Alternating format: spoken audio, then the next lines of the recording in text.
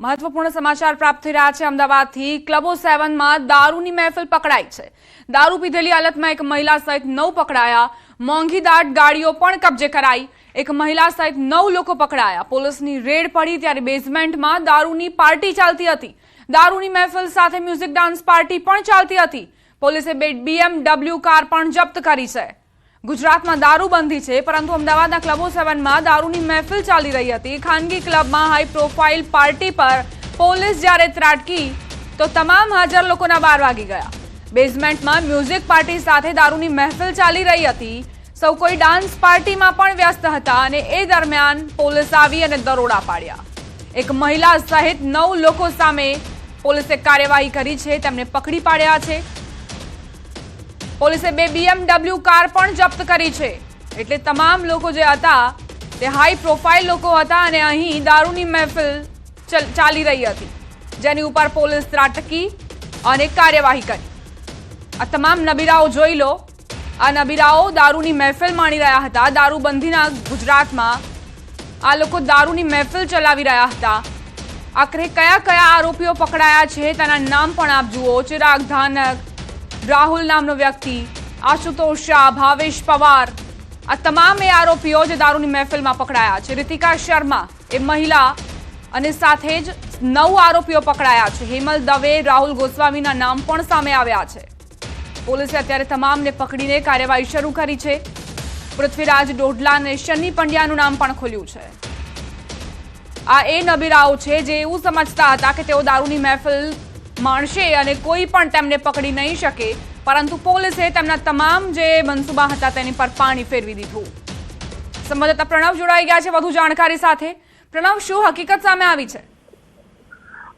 ચોક્કસ એ કહી શકાય કે જે રીતે બોમ્બે પોલીસ દ્વારા બાતમી મળી હતી તેના આધારે ક્લબો 7 જે ક્લબ છે તેની અંદર મ્યુઝિક પાર્ટી ચાલી રહી હતી। એ પાર્ટીની અંદર દારૂની મહેફિલ પણ થઈ રહી હતી। તે પ્રકારની બાતમી પોલીસને મળી। પોલીસે ત્યાં ટીમ પહોંચી હતી અને બ્રેથ એનાલાઇઝરના માધ્યમથી 6 લોકોને ત્યાં સ્થળ ઉપર જ દારૂ પીધેલી હાલતમાં પકડવામાં આવ્યા હતા। તો ત્યારબાદ અન્ય જે 3 વ્યક્તિઓ છે એ 3 વ્યક્તિઓ પાર્કિંગમાંથી દારૂની બોટલો લાવી રહ્યા હતા, જે કહી શકાય કે પાર્ટી માટે। તો એમ માની શકાય કે કુલ એક મહિલા સાથે અન્ય 8 એમ કુલ 9 લોકોની હાલ પોલીસે અટકાયત કરીને અલગ અલગ જે પ્રોહિબિશનના ગુના છે તે દાખલ કર્યા છે। તેની અંદર 3 દારૂની બોટલો પણ મળી આવી છે અને સાથે જ જે મુદ્દામાલ છે તે ફોન પણ જપ્ત કરાયો છે અને 3 જે ગાડીઓ છે તેમાં 2 મોંઘીદાટ BMW કાર છે, એક હોન્ડા સિટી કાર છે। એમ 3 જે કાર છે તેને પણ હાલ પોલીસે જે કહી શકાય કે મુદ્દામાલ સાથે જપ્ત કરી છે અને આગળની કાર્યવાહી પોલીસે અહીં હાથ ધરી છે। પણ ચોક્કસ આ તમામ જે લોકો છે તે અલગ અલગ શહેરના વિસ્તારોમાંથી અહીં આવ્યા હતા અને ક્લબો 7 ની અંદર જે મ્યુઝિકલી પાર્ટી હતી એ પાર્ટીની અંદર આ તમામ જે યુથ છે એ યુથના તમામ લોકોએ છે દારૂ પીધો હતો ને તેની પુષ્ટિ પણ ખુદ પોલીસે કરી છે। તેના કારણે આગળની જે કાર્યવાહી છે પોલીસે હાથ ધરી છે। આભાર પ્રણવ જાણકારી આપવા માટે।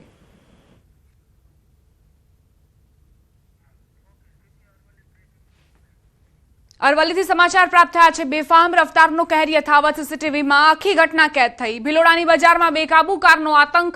બજારમાં કારે બાઇકને અડફેટે લીધી હતી। બાઇક પર સવાર 2 વ્યક્તિ ઇજાગ્રસ્ત। પોલીસે સીસીટીવીના આધારે બનાવ અંગે તપાસ શરૂ કરી છે।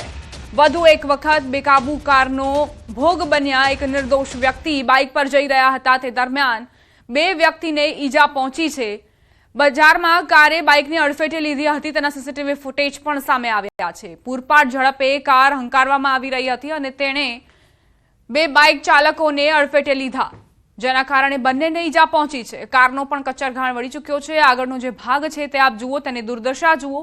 અંદાજ આપ લગાવી શકો છો કે આ અકસ્માત કઈ રીતે સર્જાયો હશે। ભિલોડાની બજારમાં બેકાબુ કારનો આતંક સીસીટીવીમાં કેદ થયો છે। વાહન ચાલકને પાછળથી ટક્કર મારી કાર ચાલકે અને બંનેને ઈજા પહોંચી।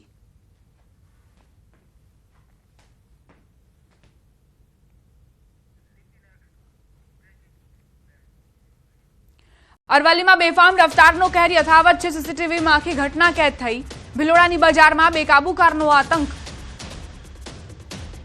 સમાચારોમાં આગળ વધીએ। 1 વાગ્યા સુધીમાં સામાન્ય વરસાદની આગાહી કરાઈ છે। બપોરે 1 વાગ્યા સુધી 19 જિલ્લા સાવધાન।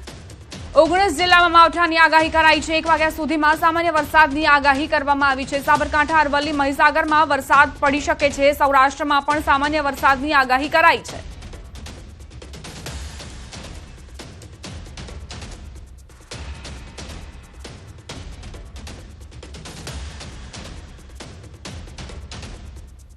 તો આખરે ક્યાં ક્યાં વરસાદની સંભાવના છે તે મેપ મારફતે સમજવાની કોશિશ કરીએ। 1 વાગ્યા સુધીની જે આગાહી છે તે આપ જોઈ રહ્યા છો। ઉત્તર ગુજરાત છે તે પણ પ્રભાવિત જોવા મળશે। સાબરકાંઠા, મહેસાણા, અરવલ્લી, ગાંધીનગર, મહીસાગર, ખેડા, અમદાવાદ, આણંદ, પંચમહાલમાં વરસાદ વરસી શકે છે। આ સિવાય મોરબી, સુરેન્દ્રનગર, બોટાદ, રાજકોટ, પોરબંદર, જૂનાગઢ, ગીર સોમનાથ, અમરેલી, દીવ સહિતના જે જિલ્લાઓ છે તે પણ પ્રભાવિત જોવા મળશે। અત્યારની સ્થિતિને જોતા 1 વાગ્યા સુધી અહીં માવઠું ત્રાટકશે, એટલે ઉત્તરથી લઈને મધ્ય અને સાથે જ સૌરાષ્ટ્રના કેટલાક જિલ્લાઓનો સમાવેશ થાય છે આ માવઠાની આગાહીમાં। સમાચારોમાં હવે આગળ વધીએ। મે મહિનો આંધી તોફાનો માવઠાનો હશે। આજથી 20 મે વચ્ચે રાજ્યમાં પવનની ગતિ વધશે। ફરી આંધી વંટોળનો પ્રકોપ રહેશે। સાચવવું પડશે। 25 થી 4 જૂન વચ્ચે 25 મે થી 4 જૂન વચ્ચે અરબ સાગરમાં સાયક્લોન સર્જાશે। આંદામાન નિકોબાર ટાપુમાં ચોમાસાની ગતિવિધિ વહેલી થઈ શકે છે તેવી જાણકારી છે। માવઠા બાદ હવે આંધી વંટોળનો રાઉન્ડ ફરી એક વખત શરૂ થશે, જેની માટે તમામ લોકોને તૈયાર રહેવું પડશે।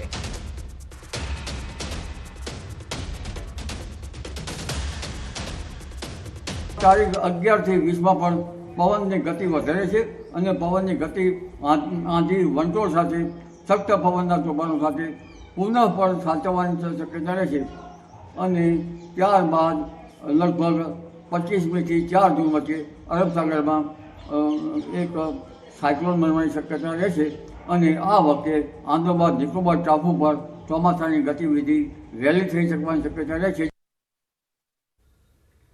રાજ્યમાં વરસાદી માહોલ સર્જાયો છે, ત્યારે અમદાવાદમાં વરસાદને લઈ તંત્રએ વિશેષ આયોજન કર્યું છે। સાબરમતી નદીમાં પાણીનું લેવલ ઘટાડી દેવામાં આવ્યું છે। ઘાટ સુધી પાણીનું લેવલ જોવા મળતું હતું, હવે સાબરમતી નદીનું તળિયું દેખાવા લાગ્યું, જેથી ભારે વરસાદની પરિસ્થિતિમાં પાણીનો તાત્કાલિક નિકાલ થઈ શકે।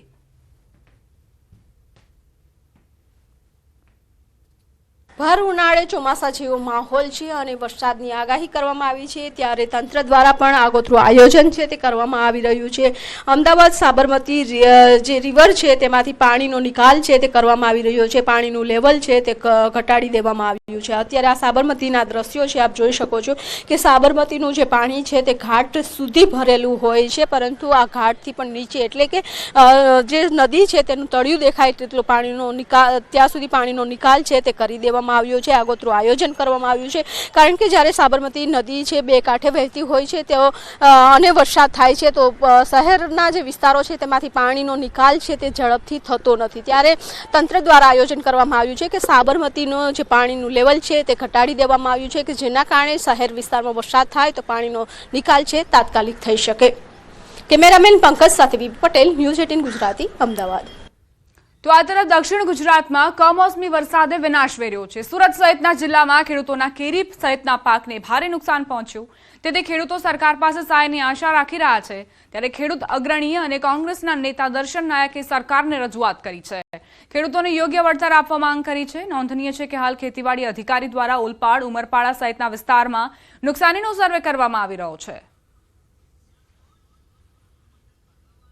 દક્ષિણ ગુજરાતમાં મોટા પ્રમાણમાં કેરી અને બીજા પાકોને નુકસાન થયું છે અને કરોડો રૂપિયાના નુકસાનના કારણે ખેડૂતોએ ભોગવવાનો વારો આવ્યો છે।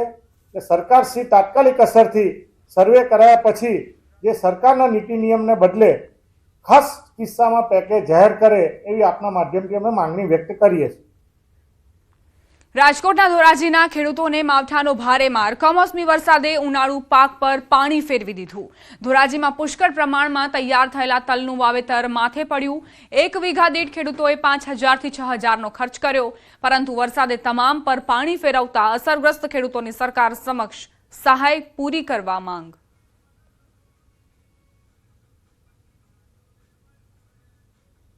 હવે જે કપાસ જેવા પાક ફેલ થયા હતા 5 થી 10 મણ કપાસનો વીઘે ઉતારો આવ્યો હતો, હવે એ કાઢી અને ખેડૂતે મગ, અડદ, તલ આવા વાવેતર કર્યા। તો આ 2025ની અંદર કુદરતી આફત આવી, તમે જોઈ શકો છો આ બધા તલ વરસાદ થયા પછી એકદમ ડરી ગયા અને પીળા થઈને સુકાઈ ગયા. હવે ખેડૂતને કરોડોની નુકસાની છે. વીઘે 8 થી 10 હજાર રૂપિયાનો ખર્ચો કરેલો છે અને ખેડૂતને વીઘે 5 હજારનું પણ ઉત્પાદન થાય એમ નથી. 2 દિવસ બહુ જ વરસાદની હિસાબે તલ, મગ, અડદ, ડુંગળી એ બધા પાકને પૂરેપૂરી નુકસાની છે. એમાં કઈ વળતર મળે એમ નથી. ના ખેડૂતોને આ જે વાવેતર છે એમાં 8 થી 10 હજાર રૂપિયાનો ખર્ચો કરેલો છે અને આવકને બદલે આમાં હાવ ઝીરો થઈ જાય એવું છે. ધોરાજી પંથકની વાત કરીએ, ધોરાજી પંથકમાં છેલ્લા 2 દિવસથી સતત વરસાદ, કમોસમી વરસાદને લઈને ત્યાં આપણે સીધા પેલા ખેતરના દ્રશ્યો બતાવીશ કે દ્રશ્યો જોઈ શકો છો કે જે રીતે 2 દિવસથી સતત વરસાદ પડ્યો હતો તેને લઈને જે તલનો પાક છે તે પાક 90% પાક છે તે ફેલ થઈ ગયો છે. અત્યારે ખેડૂતો એવું કહી રહ્યા છે કે 10% પાક હાથમાં આવશે. જે રીતે વરસાદ વરસી રહ્યો છે, કમોસમી વરસાદને લઈને કુદરતી આફત સામે ખેડૂત અત્યારે લાચાર બની ચૂક્યો છે. બીજી વાત કરીએ કે 10 થી 12 હજાર રૂપિયાનો જે ખર્ચો કર્યો હતો તેને લઈને અત્યારે જે બીજો બિયારણ ચોમાસા માટે જે વાવેતર કરવા માટે ખેડૂત માટે પૈસા નથી, એ નાણાં નથી. જે રીતે અત્યારે જે નુકસાનનો સામનો કરી ખેડૂતો અત્યારે ચિંતાતુર બન્યા છે. જે મગ, ડુંગળી જેવા વિવિધ પાકો છે તે પાકોમાં મોટા પાયે નુકસાનનો સામનો કરવો પડે છે. આપ સીધા દ્રશ્યો આપને બતાવ્યું છે, કાળા તલ પડી ચૂક્યા છે. જે રીતે સતત વરસાદને લઈને ખેડૂતો અત્યારે ચિંતાતુર બન્યા છે. મુનાફ બગાડી, ગુજરાતી, ધોરાજી. વિકૃત વ્યક્તિની અભદ્ર હરકતોનો વિડીયો વાયરલ થયો. સોસાયટીના રહીશો વિકૃત વ્યક્તિની હરકતોથી પરેશાન. સુરેન્દ્રનગરના ચોટીલામાં અભદ્ર ચેનચાળા કરતા શખ્સનો વિડીયો વાયરલ થયો. મકાનની બાલ્કનીમાં નિર્વસ્ત્ર થઈને ચેનચાળા કરતો યુવક, સ્થાનિકોએ કેમેરો મૂકીને યુવકની હરકતો કેદ કરી. મહિલાઓની છેડતી કરાતી હોવાનો રહીશોનો આરોપ. ચોટીલા ટાઉનશીપ વિસ્તારનો બનાવ. રહીશોએ પોલીસ મથકે અરજી કરીને કાર્યવાહી કરવા માંગ કરી છે. આરોપી વિરુદ્ધ કડક કાર્યવાહી કરવા સ્થાનિક મહિલાઓએ માંગ કરી છે. તેમાં જે અમારા સામે રહે છે મોહસિન લોલાડિયા, તે કપડા વગરનો એમને એમ રખડે છે અને આ એની આજની નથી પણ 3 વર્ષથી આ કન્ડિશન છે. અને સોસાયટીમાં બધા બૈરાનું નામ લઈ લીધું છે પણ બધા બૈરા બીવે છે એનાથી, એટલે સપોર્ટ દેવા આવતા નથી. અને હું તો કહું છું આમાં જે કાર્યવાહી થાય એ કરવી જોઈએ. અને એક લેડીઝ બીજા લેડીઝને સપોર્ટ ન દે તો આ ખોટું છે. તો સુરેન્દ્રનગરની આ ઘટના, જ્યાં સોસાયટીમાં એક વિકૃત વ્યક્તિના કારણે મહિલાઓ પરેશાન છે. આ વિકૃત વ્યક્તિની અભદ્ર હરકતોથી મહિલાઓ કંટાળી ચૂકી છે. નિર્વસ્ત્ર થઈને અહીં ચેનચાળા તે કરી રહ્યો હતો અને તેનો વિડીયો સોસાયટીના રહીશોએ ઉતાર્યો. ત્યારબાદ પોલીસ સમક્ષ તેને રજૂ કરીને કાર્યવાહીની માંગ કરી છે. સ્થાનિક મહિલાઓ આ વ્યક્તિથી ખૂબ જ પરેશાન છે. તેને કોઈ જ ડર નથી અને તે સતત મહિલાઓની છેડતી કરી રહ્યો છે, જેના કારણે મહિલાઓ બહાર જતા પણ હવે નીકળવાનું ટાળી રહી છે. સંવાદદાતા અક્ષય જોડાઈ ગયા છે વધુ જાણકારી સાથે. અક્ષય, શું ઘટના બની હતી? મહિલાઓની શું માંગ છે? ટાઉનશીપ આવેલી છે. આ ટાઉનશીપ વિસ્તારમાં એક મોહસિન નામનો વ્યક્તિ છે. આ વ્યક્તિ છેલ્લા 3 વર્ષથી પોતાના ઘરની બાલ્કનીમાં નિર્વસ્ત્ર થઈ અને અભદ્ર ચેનચાળા કરી અને જે વિસ્તારની મહિલાઓ અને દીકરીઓ છે એની છેડતી કરતો હોવાનો સ્થાનિક મહિલાઓ દ્વારા આક્ષેપ કરવામાં આવી રહ્યો છે. આ મામલે સ્થાનિક મહિલાઓ કોઈ પોતાની આબરૂ જવાની બીકે ફરિયાદ કરવા તૈયાર નથી, પરંતુ એક જાગૃત મહિલા દ્વારા આ જે મોહસિન નામનો વ્યક્તિ છે એના કાળા કરતૂતનો સમગ્ર વિડીયો છે એ કેમેરામાં કેદ કરી લે અને પોલીસ મથકે આ વિડીયો આપી અને આ મામલે તાત્કાલિક કડક કાર્યવાહી કરવા માંગ કરી છે. અને મહિલાઓ દ્વારા એવી પણ માંગ કરવામાં આવી રહી છે કે જે આ મોહસિન નામનો વ્યક્તિ છે જે અભદ્ર ચેનચાળા કરી રહ્યો છે નિર્વસ્ત્ર થઈને, તેનું ચોટીલા શહેરમાં જાહેરમાં સરઘસ કાઢી અને તેને કાયદાનો પાઠ ભણાવવામાં આવે તેવી મહિલાઓમાં માંગ ઉઠવા પામી છે. જી આભાર અક્ષય જાણકારી આપવા માટે.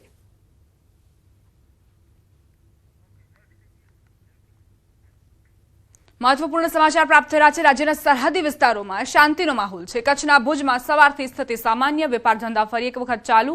સીઝફાયર બાદ જે રોજબરોજના કામગીરીમાં લોકો જોતરાયા છે અને સાથે જ સ્થિતિ હવે સામાન્ય જણાઈ રહી છે.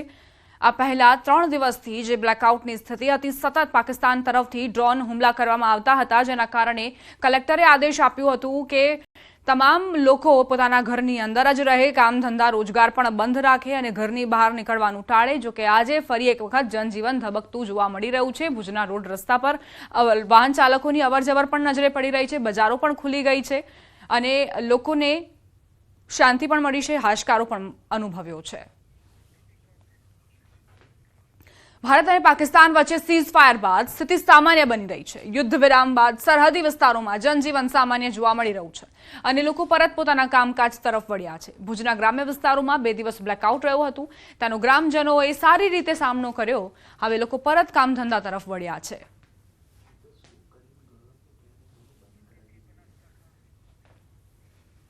યુદ્ધ વિરામ બાદ હાલ સરહદી વિસ્તારમાં જનજીવન સામાન્ય થયું છે. બનાસકાંઠા જિલ્લો હાલ સુરક્ષિત છે અને નાગરિકો સામાન્ય જીવન તરફ પરત ફર્યા છે. જોકે જિલ્લા પોલીસ સતત સુરક્ષા વ્યવસ્થા પર નજર રાખી રહી છે. તેમજ લોકોને અપીલ કરી રહી છે કે કોઈ પણ રીતે પેનિક ન થતા સતર્ક અને સાવચેત રહેવું જરૂરી છે. ભારત પાકિસ્તાન વચ્ચે થયેલા યુદ્ધ વિરામ બાદ ગઈકાલે મોડી રાત્રે એક વખત ફરી સીઝફાયરનું ઉલ્લંઘન જે છે તે જોવા મળ્યું હતું.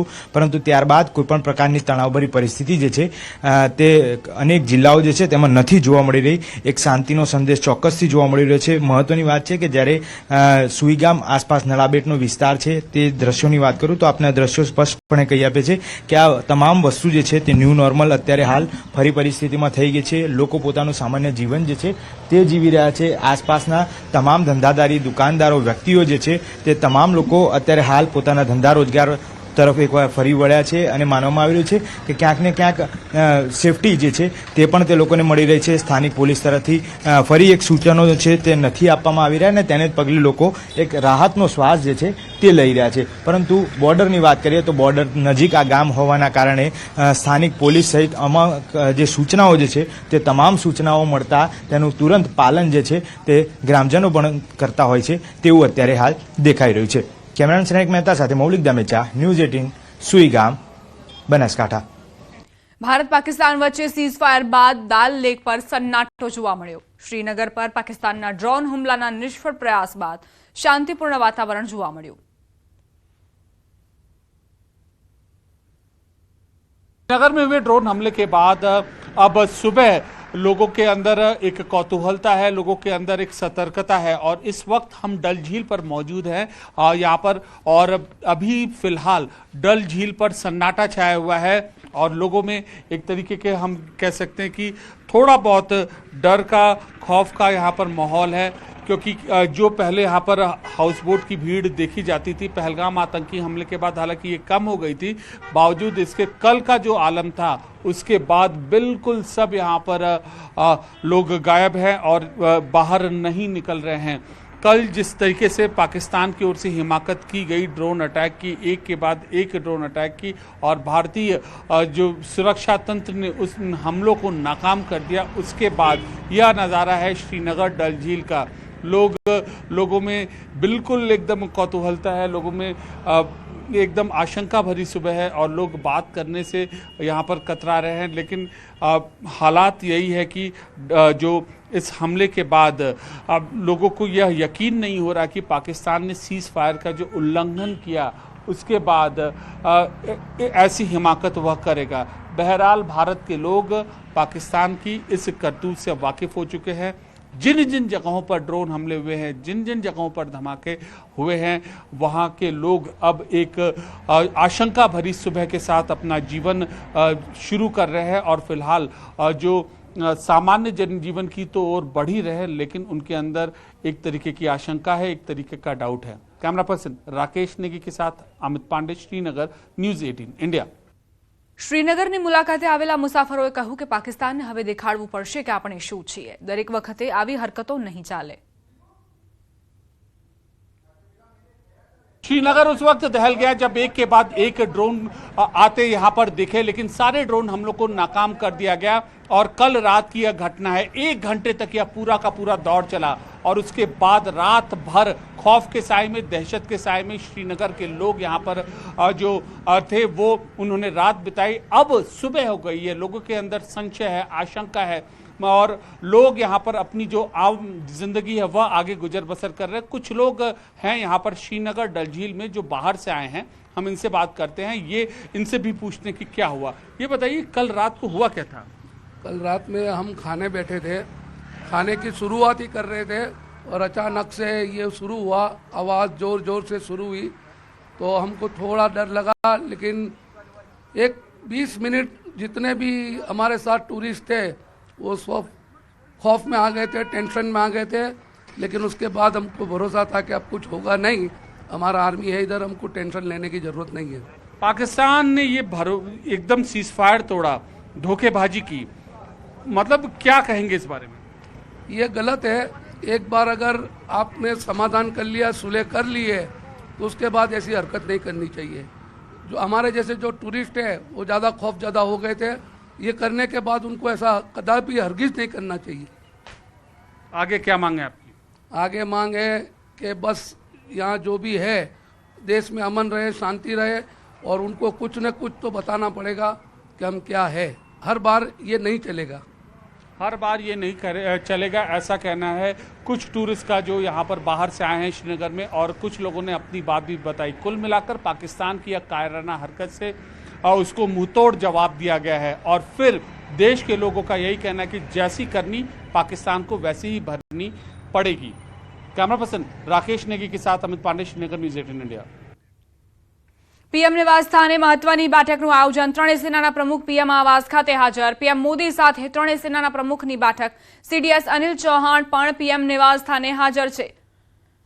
સીઝ ફાયર બાદ પ્રધાનમંત્રીના નિવાસ સ્થાને રક્ષામંત્રી રાજનાથ સિંહ અને સાથે જ સીડીએસ સહિત સેનાના ત્રણેય સેનાના વડા પણ હાજર છે। અત્યારની શું સ્થિતિ છે, સીઝ ફાયર બાદ પાકિસ્તાને કેવા પ્રકારનું વલણ અપનાવ્યું છે, તમામ માહિતી પ્રધાનમંત્રીને આપવામાં આવી રહી છે। બેઠકમાં વિદેશ મંત્રી એસ જયશંકર પણ હાજર। 7 મે જ્યારે 9 ઠેકાણાને ધ્વસ્ત કર્યા હતા આતંકવાદી ઠેકાણાઓને, ત્યારબાદથી જ એવી આશંકા હતી કે યુદ્ધ લાંબુ ચાલશે, પરંતુ બંને દેશ વચ્ચે સીઝ ફાયરની સમજૂતી થઈ છે। ગઈકાલે પાકિસ્તાને રાત્રે જે નાપાક હરકતો કરી તેનો જડબાતોડ જવાબ આપવામાં આવ્યો, પરંતુ ત્યારબાદ ફરી એક વખત સીઝ ફાયર થયું છે। હવે પ્રધાનમંત્રી મોદી વર્તમાન પરિસ્થિતિની જાણકારી મેળવી રહ્યા છે અને સાથે જ આગામી ભારતના કેવા પ્રકારના પગલાં રહેશે તે વિશે પણ ચર્ચા ચાલી રહી હશે। સંભવતઃ થોડી જ મિનિટો બાદ એ જાણકારી મળશે, એ અહેવાલ પ્રાપ્ત થશે કે આ બેઠકમાં આખરી ચર્ચાના મુદ્દાઓ કયા કયા રહ્યા। ઘણા એવા મુદ્દાઓ હોય છે જે કોન્ફિડેન્શિયલ હોય છે, ગુપ્ત રાખવાના હોય છે સુરક્ષાની નજરે, અને એટલે જ તમામ જાણકારી અમે તમને નથી આપી શકતા, પરંતુ આ મહત્વની બેઠકનું આયોજન કરવામાં આવ્યું છે પ્રધાનમંત્રીના નિવાસ સ્થાને। વિદેશ મંત્રી એસ જયશંકર, રક્ષામંત્રી રાજનાથ સિંહ, ત્રણેય સેનાના વડા, સીડીએસ અને સાથે જ પ્રધાનમંત્રી મોદી તમામ હાજર છે। ચર્ચા ચાલી રહી છે કે આખરે આગામી સમયમાં ભારતનું કેવા પ્રકારનું વલણ છે, કારણ કે પ્રધાનમંત્રી પહેલા જ કહી ચૂક્યા છે કે પાકિસ્તાન જે રીતે પોતાની કરતૂતોને અંજામ આપે તેની જ ભાષામાં જવાબ આપવો પડશે। સાંજે સીઝ ફાયર થયું, ડોનાલ્ડ ટ્રમ્પે ટ્વીટ કર્યું, ત્યારબાદ વિદેશ મંત્રાલયે પુષ્ટિ કરી, પરંતુ રાત્રિ દરમિયાન જે હુમલા થયા જમ્મુ કાશ્મીરમાં તેના કારણે ફરી એક વખત પાકિસ્તાનનો ચહેરો બેનકાબ થયો દુનિયા સમક્ષ। ફરી સવારથી હવે સીઝ ફાયર લાગુ છે।